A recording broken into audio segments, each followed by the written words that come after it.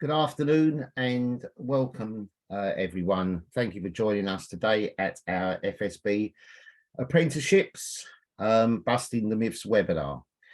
I just want to, before I introduce our host, I just want to make mention of the fact that a few years ago, the newly appointed Education Secretary, Gillian Keegan MP, said to me, we must try to inform employers that apprenticeships are not just something you do with your hands.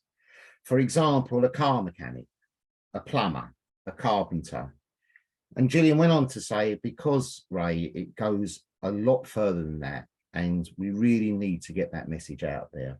That was some years ago. It was pre-pandemic, and we've moved on a lot since then. So this webinar will open up our understanding and shine a light and on the apprenticeship program and service.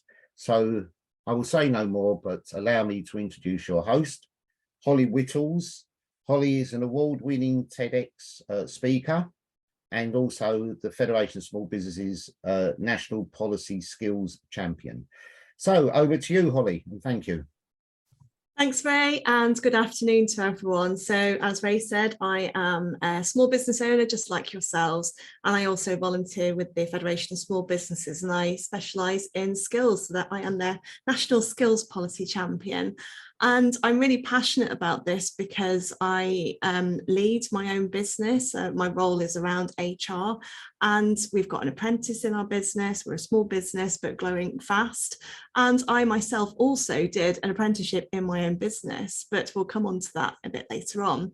So shortly, I'll be handing over to our four panelists who are going to deliver a short presentation before we open things out to questions. So our speakers today are Anthony Impey from the Chief Executive of and Business and Leader of the Department of Education. Sorry, it's a very long job title. We've got Becky Toll, who's the MD and founder of Crowbury Consulting. We've got Mike Ramlicone, Managing Director of Timeless IMS. And we've also got Elizabeth Flegg, Chair of the South East Apprenticeship Ambassador Network. So please do use the questions below. You should have a Q&A in your bar, so you can send us over your questions. We're going to handle all of the questions at the end, so you allow enough time for each panelist to actually get their points across. We are recording today's session, so we can then go back and consume it on demand. So it'll be on the FSB website in case you want to watch it again later. And if you're not yet an FSB member, this is also a great opportunity to find out a bit more about the FSB and the benefits of joining. So you can check that out on fsb.org.uk or speak to a local membership advisor, which you can find easily on social media or LinkedIn. So without further ado, I'm going to hand over to Anthony Impey. Thank you very much, Holly. That was almost a seamless transfer. Sorry to make you nervous there. I was here all the time. Good afternoon, everyone. Thank you for joining this afternoon's call. Very honoured to be here and speaking to you all today. My name is Anthony Impey. I'm Chief Executive of an organisation called Be the Business, and I am also National Chair for the Apprenticeship Ambassador Network. And in addition to that, I also co-chair the Federation of Small Businesses Big Ideas Group. So I do a lot of work in the small business space and have a lot of understanding of the role that apprenticeships can play in any business, because in all the businesses that I set up throughout my career, I have apprenticeships have always played a big part. My career before Be the Business was my own business. In fact, I've set up and grown several businesses.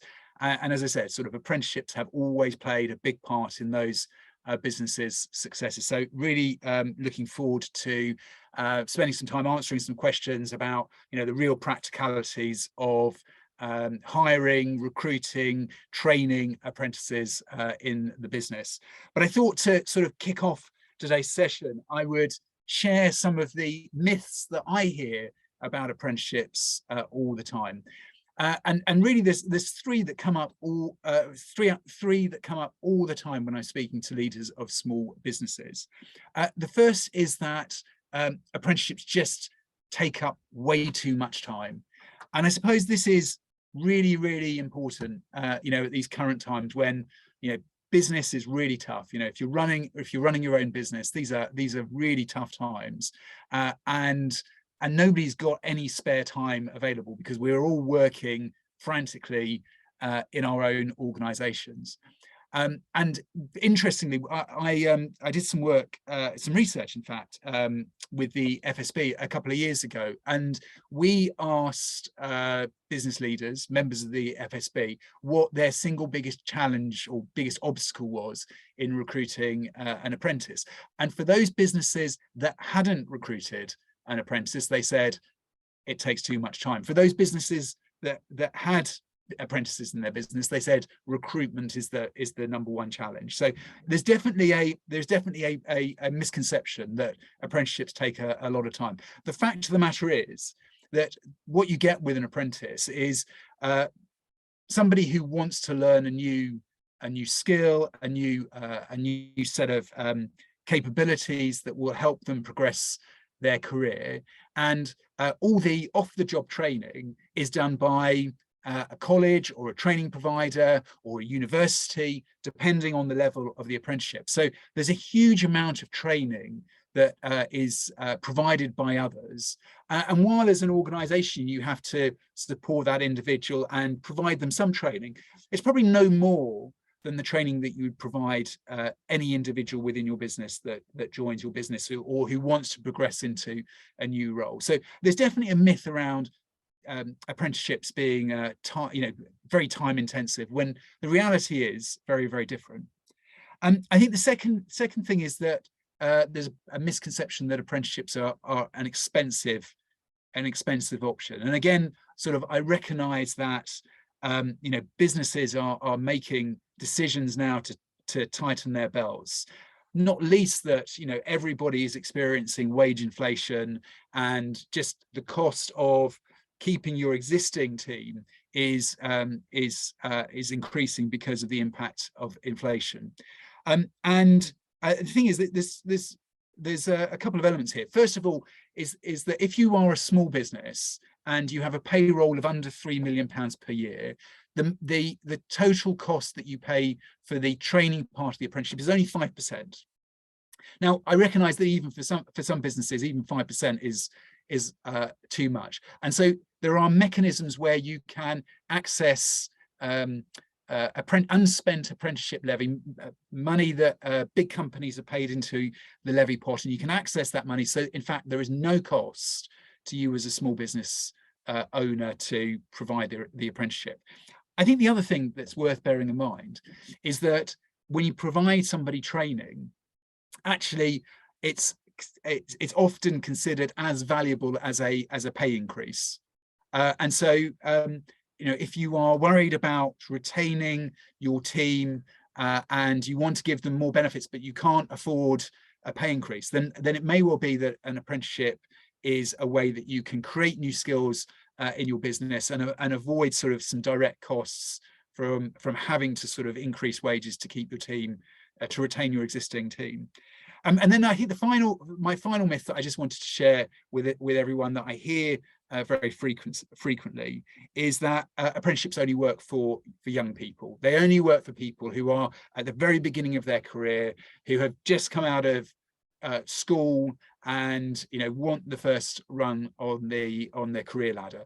And certainly apprenticeships have a big part to play in offering opportunities for young people. But in fact, they work for people throughout the skills level, so from very junior skills to very senior skills, and across the whole age range. So there is no age limitation on apprentices that you recruit into your business. So if I look at my own business today, Be the Business, we have we have a couple of people who are in fact starting their careers, and we've got them on apprenticeships, and then somebody within my senior team, my head of data and digital, she has started the equivalent of a master's degree apprenticeship that she's just started in order to boost her skills still further. So it works for all ages across all levels within an organization. So they're my top 3 myths, but I'm going to hand back to you, Holly.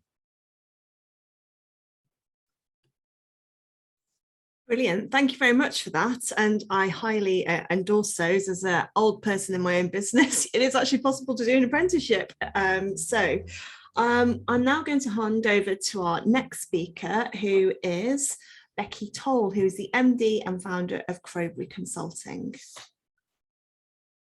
Thank you. Thanks very much, Holly. Thanks to the Federation of Small Business for the opportunity to speak today about apprenticeships and our apprenticeship programme. We are an FSB member since 2007. So Crowbury Consulting, what do we do?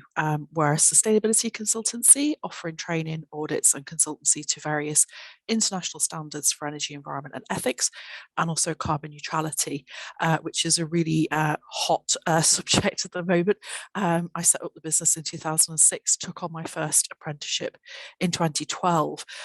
So we're also members of something called the Northwest Ambassadors Network for Apprenticeships, and we've signed something called the Lancashire Skills Pledge, and I don't know if there's similar pledges around the UK.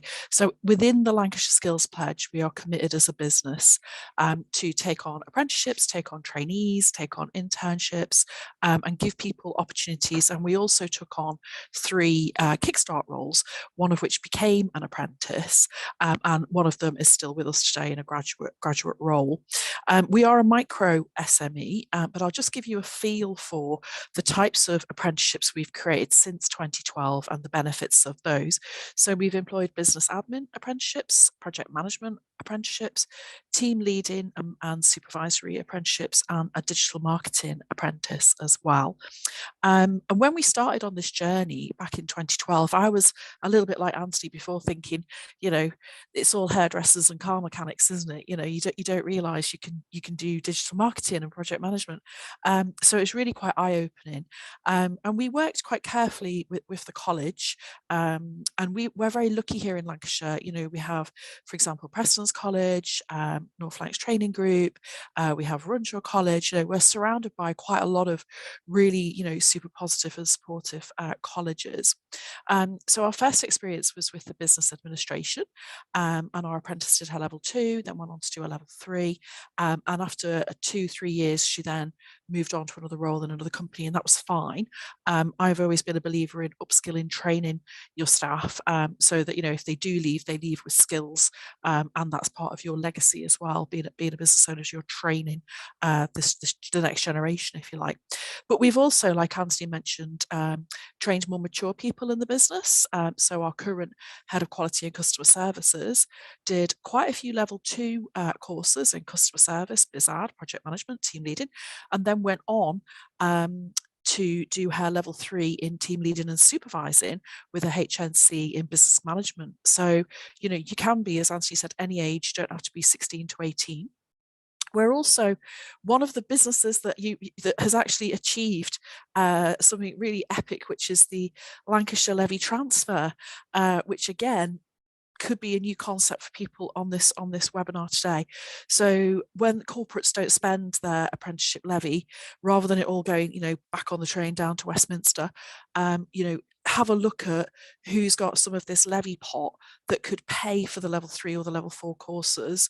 So we managed to negotiate with Lancaster University to pay for our digital marketing apprenticeship course. So they put the money each month into Preston College, which means great, you can upskill people and give people those behaviour skills and competencies here in Lancashire, the Northwest, or wherever you're beaming in from today. So I think some of the myths around apprenticeships, Anthony's touched on some. You know, does it cost too much money? Yes, you have to pay obviously the national minimum wage or London living wage for the salary, but in terms of paying for the course, for the level 2, level 3, level 4, there are levy funds that can be transferred. So it's worth joining your local regional ambassadors network to find out about that. Other demystifying things, obviously you can be any age, and you can come into any business at any time and do a level 2, 3, 4, 5 degree level apprenticeships as well. I think some of the things to consider and take on board are, who is your trainer going to be, who's the college going to be, make sure that your learners, your apprenticeships, can access their learning portals and training portals. And for us as Crowbury Consulting, we started to win awards on the back of our apprenticeship programme, which was a real joy. So in 2017 we were nominated as a top 100 employer of apprenticeships. So we went down to the big fancy do down in London and saw Crowbury Consultants' name on a big list next to Apple and the BBC and, you know, the Army, and you're like, wow. And then in 2020 we won the SME Employer of Apprenticeships for the Northwest region, and this year we were highly commended in 2022 for the same category, SME Employer for the Northwest region. So, you know, that wasn't the intention for doing apprenticeships at all, but you know, it's all about upskilling, supporting your team, help them with career progression, CPD, and obviously the value that that brings in terms of the resourcing up of whatever part of your business you need, whether it's marketing, HR, admin, project management. So yeah, we've been doing this for 10 years and we are a micro SME. So happy to answer any questions at the end and pass back to Holly. Thanks, Holly. Lovely. Thank you so much, Becky. We'll come on to the questions later on. So carry on popping them in the chat if you've got any questions. So our next panelist is Mike Ramlikin, who's the Managing Director and founder of Timeless. So welcome to Mike. Thank you, Holly, and thank you for inviting me to speak at this, this webinar. So Timeless IMS, we're in the tech industry, tech company, providing lots of different variety of technology services to small and medium-sized business across many industry sectors. Based in Ashford, Surrey, so just south of Heathrow Airport and flanked by all the major routes in the roads and the trains. So like Becky and the other speakers have said, our experiences are quite similar, so there is a lot of overlap there. We at Timeless have taken on 3 apprentices in the last 18 months, and they all vary. So again, reiterating some of the things that I've said, we had a Kickstarter who joined us during the pandemic, who finished the Kickstarter and went on to an apprenticeship. We've had a mature apprentice, someone that's come from a different industry but wants to get into the technology industry and learn a lot more about the technology so they can follow a career path in this industry. And we've had an existing employee who has done an apprenticeship and has taken on a course in management along that. So 3 very different approaches to apprenticeships and how they have worked. So how have they helped Timeless is one of the fundamental questions that you get asked. So in our business, we're quite relevant in giving people the opportunity to learn the industry and to learn how we work and to learn just basic business practices. So our Kickstarter came to us with very little confidence and took them on the role, but during the Kickstarter phase blossomed and then went on to an apprenticeship. And for her, it was all around confidence and mindset and really getting to understand what it was to develop her skill set in the business. The more mature apprentice was very skilled in his industry, but wanted to move along to learn traits of the technology industry. So a very different direction, came to us with a lot of confidence, but actually very little skill set. So training them up and getting them on board is quite important. And then the fascinating one was the employee that decided to do an apprenticeship as part of her ongoing development and management, and is doing extremely well, getting more confident, getting distinctions in the coursework, and that's actually filtering down into the work that she's doing for the business. So apprenticeships are very much an important part of our ethos and how we work, but it also gives you the underlying experience, that the practical knowledge and the development of the apprenticeship as well is really, really important. Mindset, upskilling, giving the employee confidence. From our point of view, the hardest thing you can think about in an apprenticeship is getting people to learn your business. So I don't think any employer expects a new member of staff to come in with all the knowledge to help work in that business. And the apprenticeship helps not only with understanding the apprenticeship and how to deal with it, but also how to deal with in the business and how to work in the business.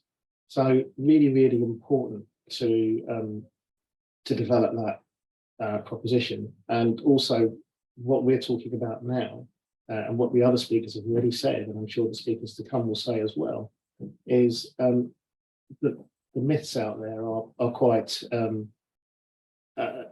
far and wide, but actually you have to take your time, choose your apprenticeship wisely, go in open-minded, take into account that apprenticeship will need your support as well in the business. And you need to give them the time as well. You need to be able to develop their skill set and work with them so they get the most from the apprenticeship, as well as provide you a valuable resource to take on board after the apprenticeship finishes or move on to another level. So you know, that's our input into what apprenticeships actually mean in the business. And I'm now going to hand back over to Holly. Lovely, thank you very much, Mike.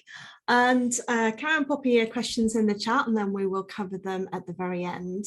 And our last panelist is Elizabeth Flegg, who's the chair of the South East Apprenticeships.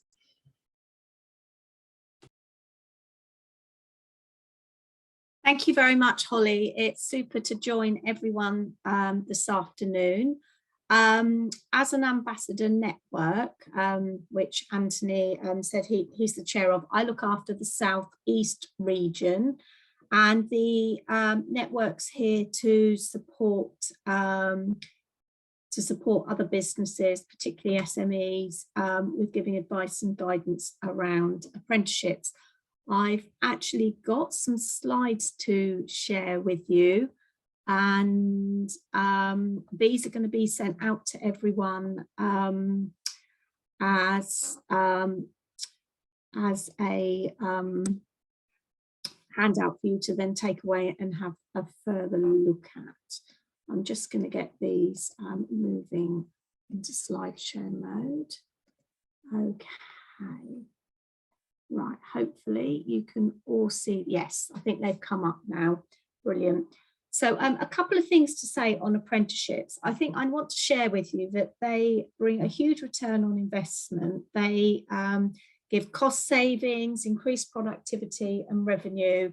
They will increase customer satisfaction and improve efficiency in your business. And I think the bottom line is apprenticeships really make commercial sense, which is why we are here today to talk you through apprenticeships and to help you understand what they are and help you matching and get moving. An apprenticeship is basically, you've got lots of levels. So you've got level 2, which is equivalent to GCSEs, 3's A levels, and they go up to level 7, which is master's levels. You've got the degree apprenticeship. So not only might you go train through an independent training provider or college, you can actually go to university and study an apprenticeship as well. And there are lots of apprenticeship standards out there. We've got, if I move onto this slide, we've got key headings of apprenticeship standards. There's 650. I've seen a message in the chat about matching an apprenticeship. With 650, you would hope that the right one was there. So these are the key headings around apprenticeship standards, and there is a link that goes with this pack, or these are linked, which means you can go direct to look at them. So the options are, I think people have been saying this, you can recruit the person and offer them apprenticeship training. So you recruit someone as an apprentice. You can offer apprenticeship training for an existing employee, which again is going to help you develop the skills you need. Your business needs to be future-proof and competitive.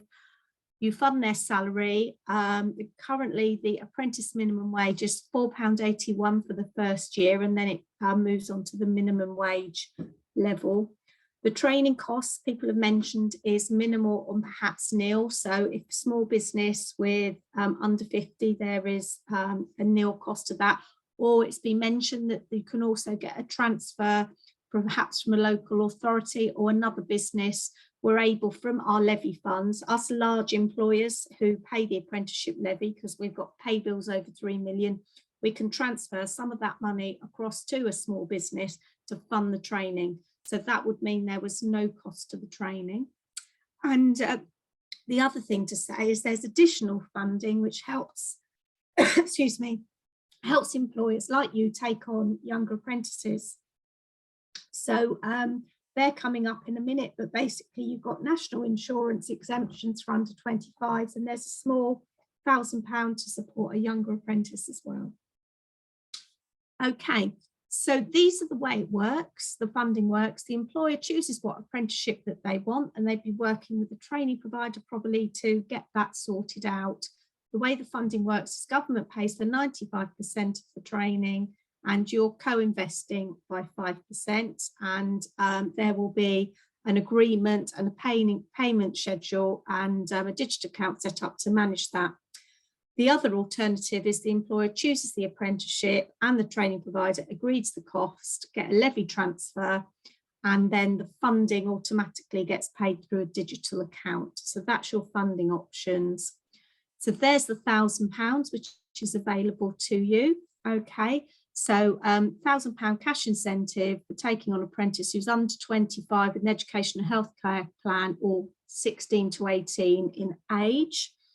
And as mentioned, if you're fewer than 50 employees, which I'm sure many of you here today are, then you'd have 100% of your training covered for those groups of people. Some high-level facts for you. 90% of apprentices can stay into full-time employment after finishing their job. So if you want them, there's a good chance that, you know, they've been a good investment and a future employee. 87% of employers said they were satisfied with their apprenticeship programme. I'd like to reiterate that they are high quality programmes. 3/4 of employers have seen productivity in their business improved, and 75% have reported that the quality of their product or service has been boosted as a result of an apprenticeship. Just to show you, we've got some webinars coming up. I know in a webinar today, but we've got some of our ambassadors are actually showcasing their apprenticeship programs with some different themes. You can see those there. When you get the pack, you can actually log on and register with them, and then other resources for you to go to. So if you're wanting to speak to another ambassador who will help identify a standard and get this all moving for you, then if you email aanchair@education.gov.uk, we can line you up with someone. Alternatively, we've got some key links to help get you started there. Okay, that's the end of my slot. Thank you, everyone. Lovely. Thank you very much, Elizabeth. If you could stop sharing, fantastic.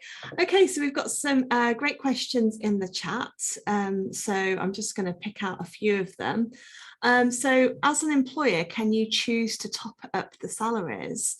And I've just answered this, but I'm just going to say it here as well. Yes, you can choose to do that. And we did that with our apprentice to make it look better when all the apprentices were looking at which ones to go for. So rather than just offering the bare minimum, just adding a bit more onto that actually makes it a bit more interesting and exciting.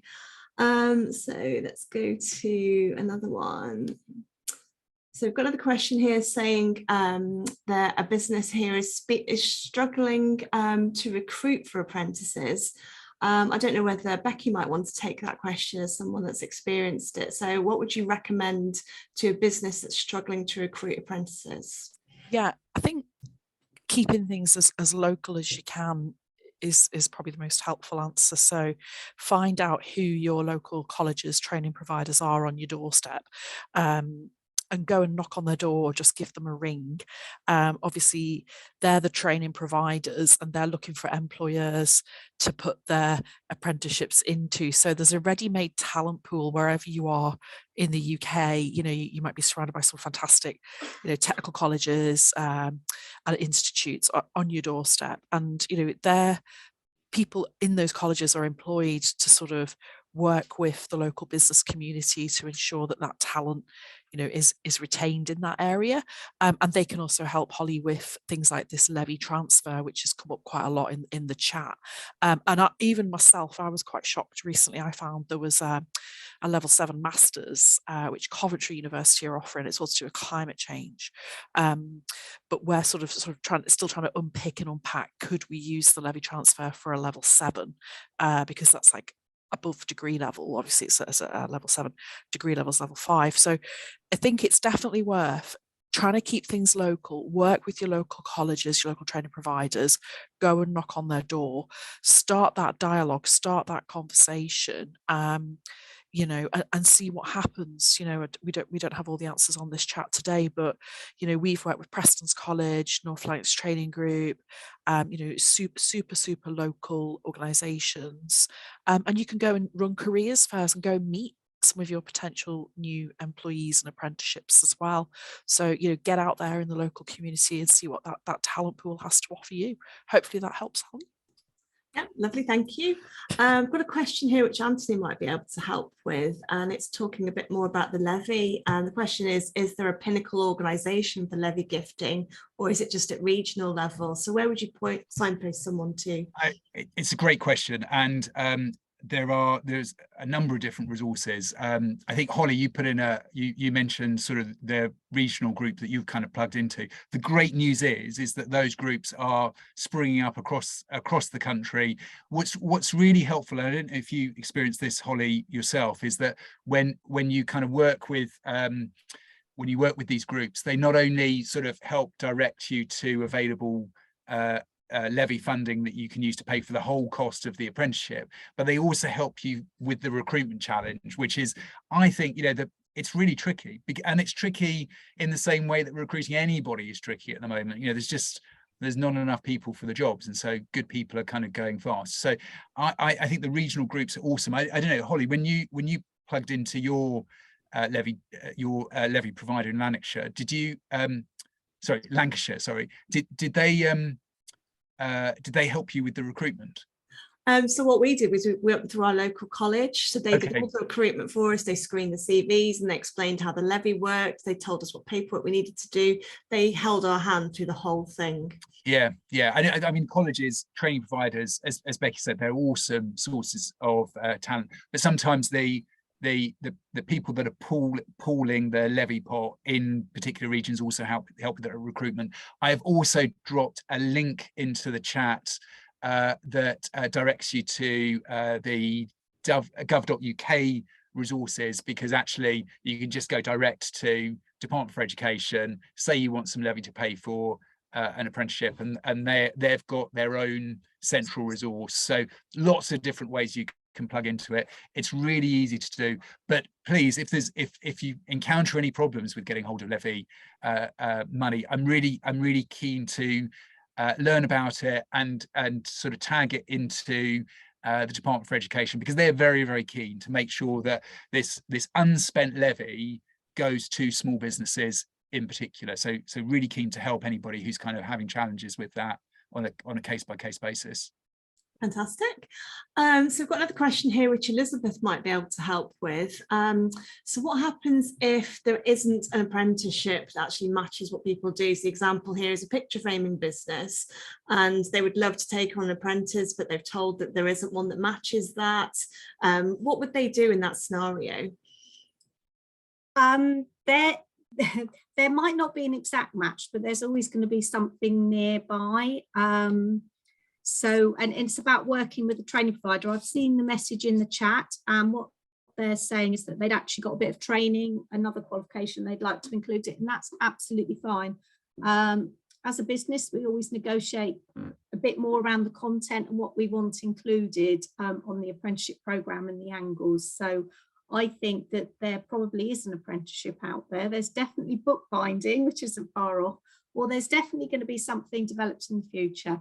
I'd be very happy to work with the person who's made the inquiry after this if they contact me, and to help see how we can match the business to the right apprenticeship. So there's a question in the Q&A. Chat has been disabled, so sorry if you misunderstood when people are referring to the chat. They mean the Q&A. So if you've got a question, click on the box that says Q&A, and then you can type a question in there. So people thanking. So I've got another question here. Can you actually share an apprentice? I don't know whether Mike, you might have some input on that. I've never been asked. Thanks, Holly. I've never been asked that before. That's an interesting one.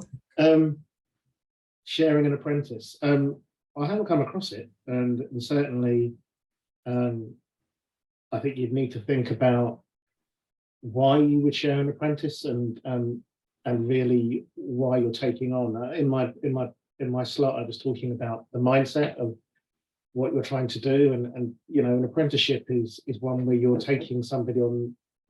Yes, for the qualification, but B, for longer term employment. You know, you're using that time to educate that person in the way your business works.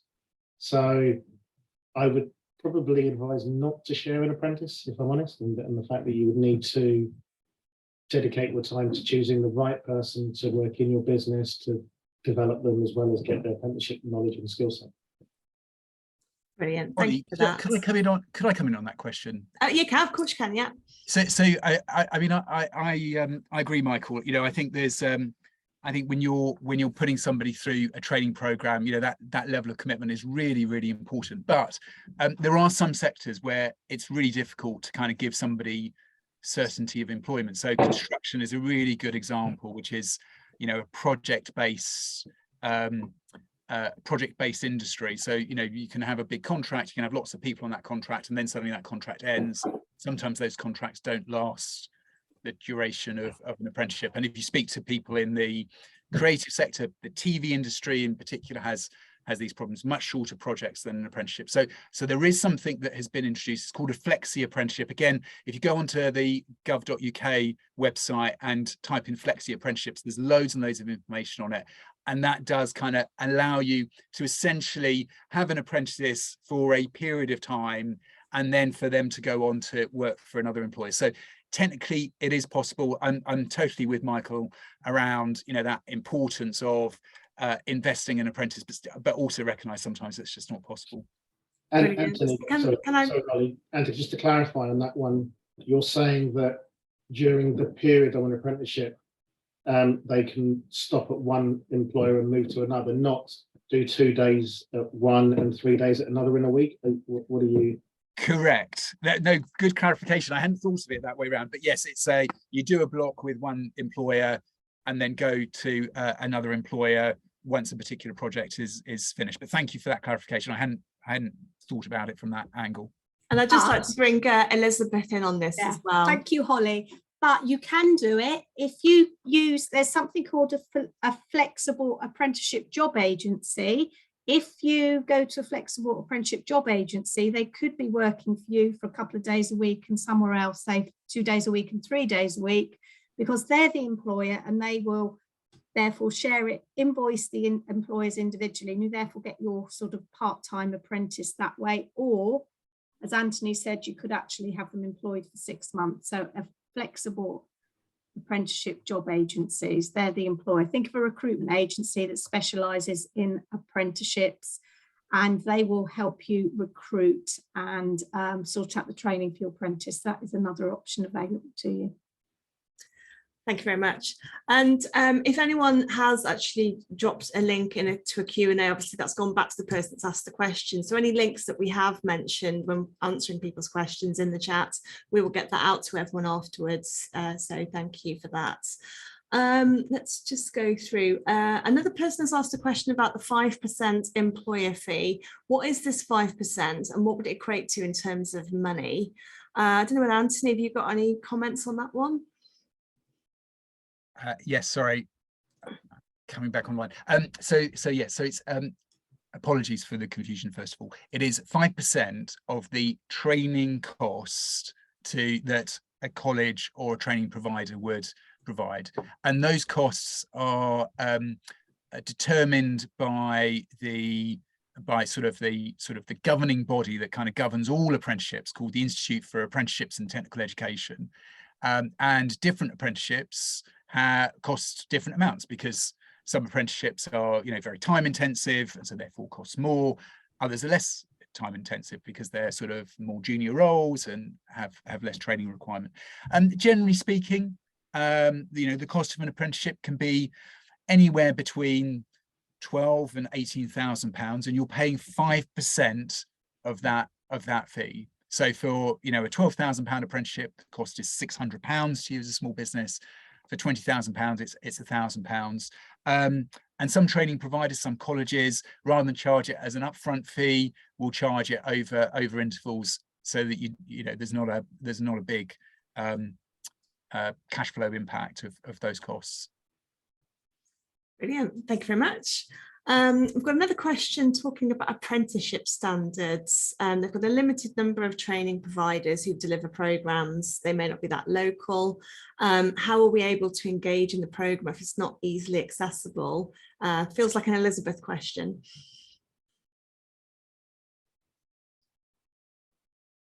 Oh, you're on mute.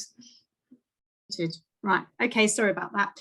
So COVID saw significant change in the way that apprenticeships are delivered, and a lot of them now can be delivered virtually rather than the traditional going out to college or to a training provider or university once a week. So that's the first thing to be mindful of, is to check the delivery models available. Another tip will be actually to approach the training provider and ask whether there's a way that it could be delivered more locally to you, or ask them whether they could consider looking at working with a training provider in your area to actually get that going. Some apprenticeships are very specialist, and you know, you will have further out apprenticeship providers, but sometimes there should be flexibility around the delivery models, definitely. Okay. Brilliant, thank you. And we've had another question talking about apprenticeship experiences. I don't know whether Mike might want to come in on this one. It's what was the experience between how they're actually learning? Did your apprentice go on to college, or was it all just completely online and remote? So how did they go through their apprenticeship? Well, since the pandemic, it's been online. They have been doing it in the office.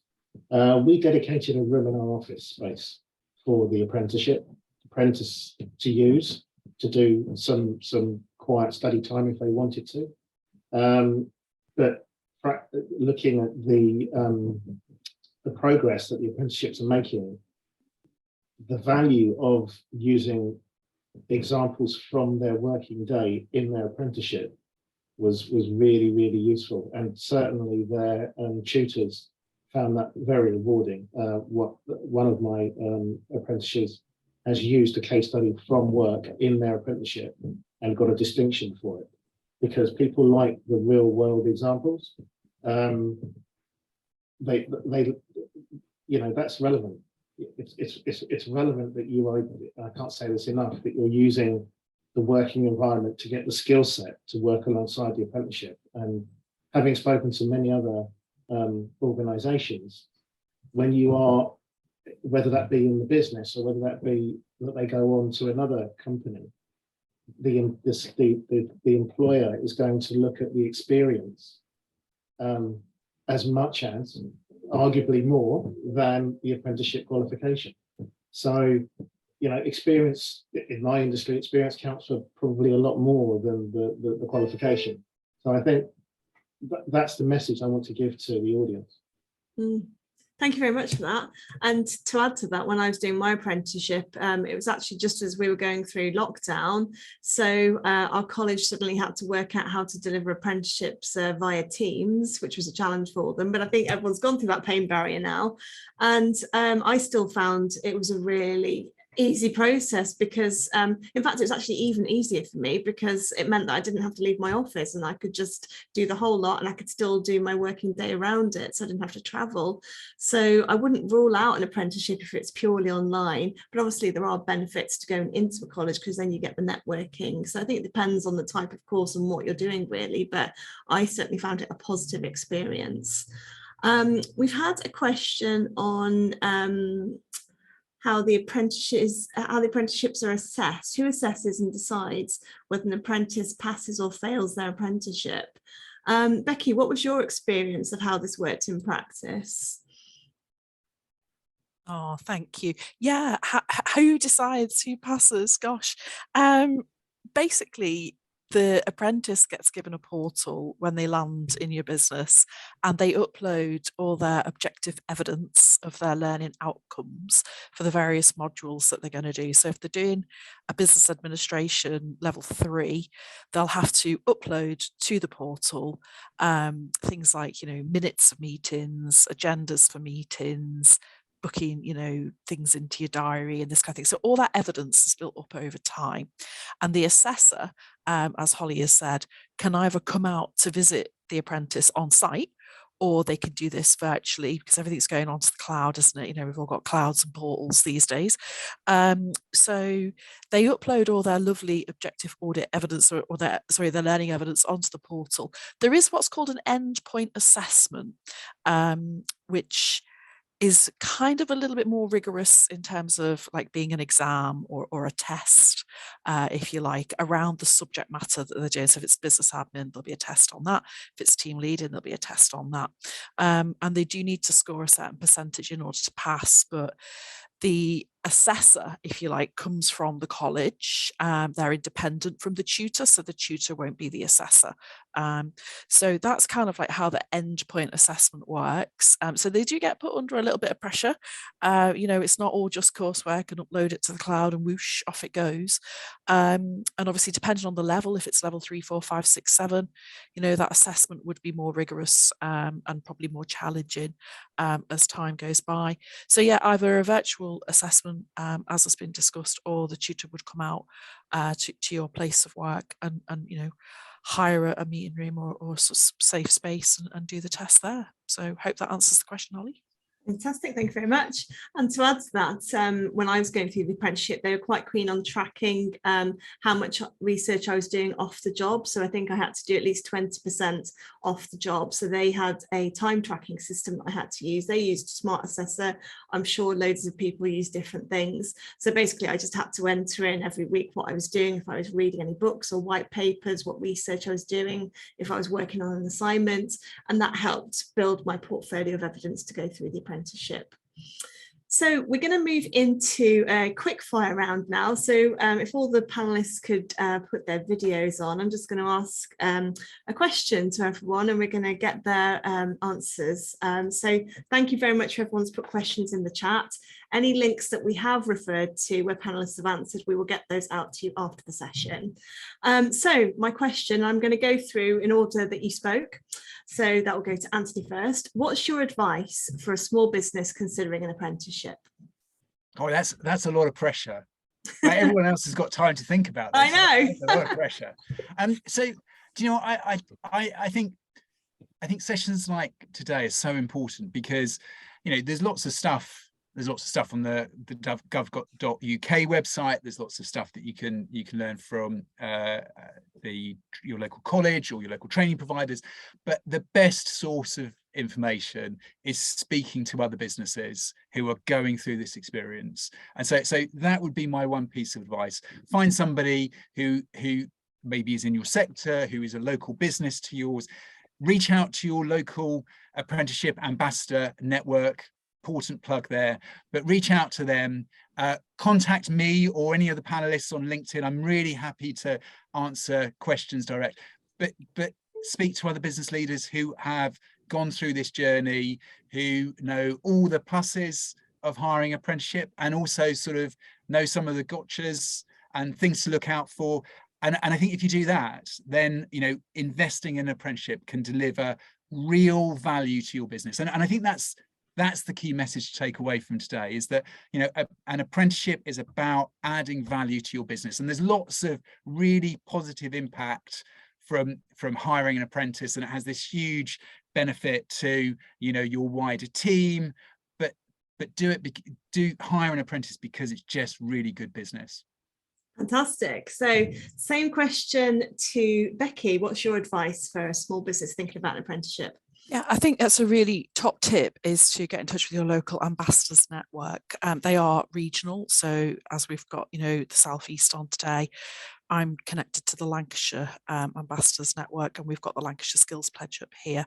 Just want to make the point that, whilst it can go right, it can also go wrong, and apprenticeships can leave, and particularly with young people, because, we had a Bizard level 3.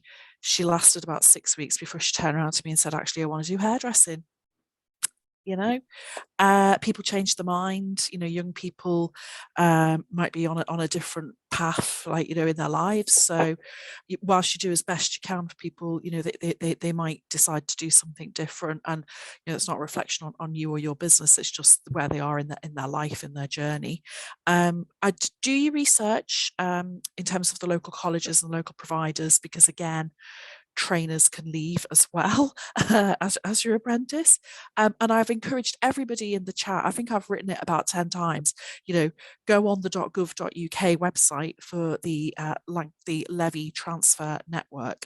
The levy transfer will pay for the cost of the level 2, level 3, level 4, level 5, level 6, level 7, whatever it is you want them to do.